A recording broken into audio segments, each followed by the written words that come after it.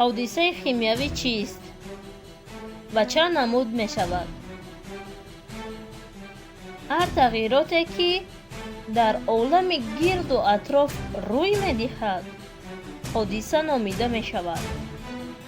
ҳодисаи химиявӣ ду намуд мешавад: физикавӣ ва химиявӣ.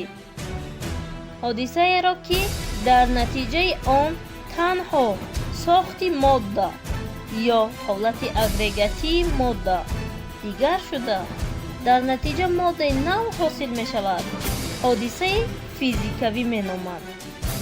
ба ҳодисаи физикавӣ мисол шуда метавонад майдакунии бур, шикастани чӯб ва ғайраҳо. ҳодисаеро ки дар натиҷаи он таркиб, сохт ва хосияти модда дигар шуда дар натиҷа моддаи нав ҳосил мешавад, ҳодисаи химиявӣ меноманд. ҳодисаи химиявиро бо ибораи дигар реаксияи химиявӣ низ мегӯянд. ба реаксияи химиявӣ ё ин ки ҳодисаи химиявӣ мисол шуда метавонад сӯхтани чӯб, занг задани оҳан ва ғайра.